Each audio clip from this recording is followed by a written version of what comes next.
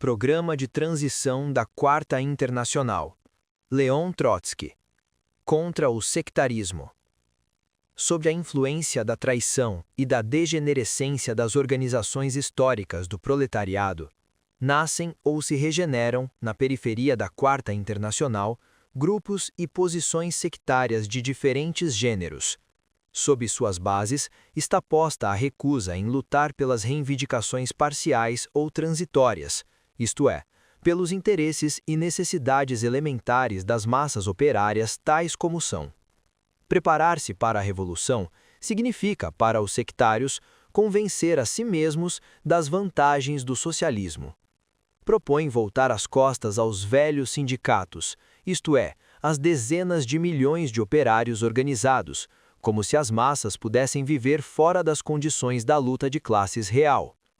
Permanecem indiferentes à luta que se desenvolve no seio das organizações reformistas, como se fosse impossível conquistar as massas sem intervir nessa luta.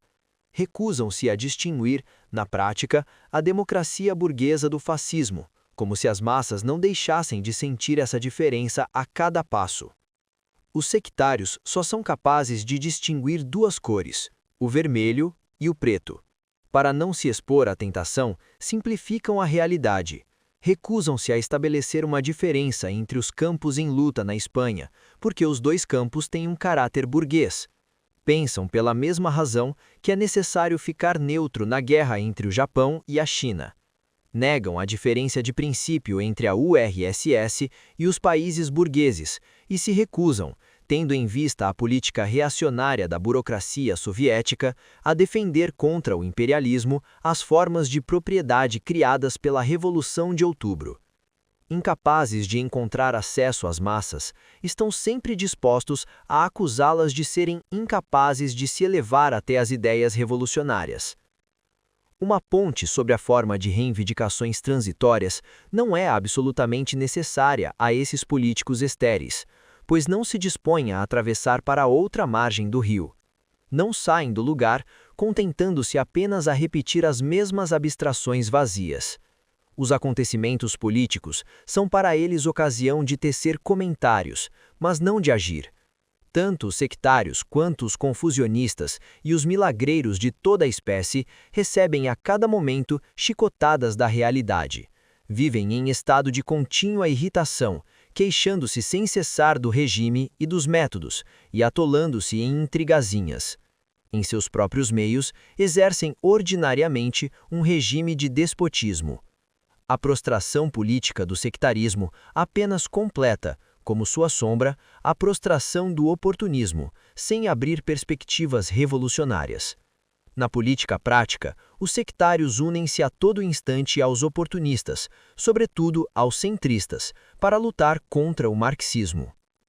A maioria dos grupos e grupelhos sectários desse gênero, que se alimentam das migalhas caídas da mesa da Quarta Internacional, leva a uma existência organizativa independente, com grandes pretensões, mas sem a menor chance de sucesso.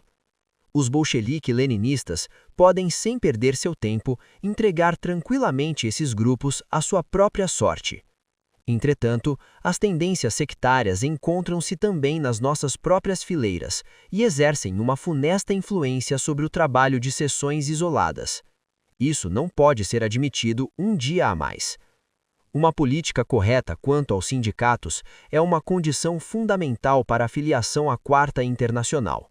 Aquele que não busca, nem encontra o caminho do movimento de massas não é um combatente, mas um peso morto para o partido.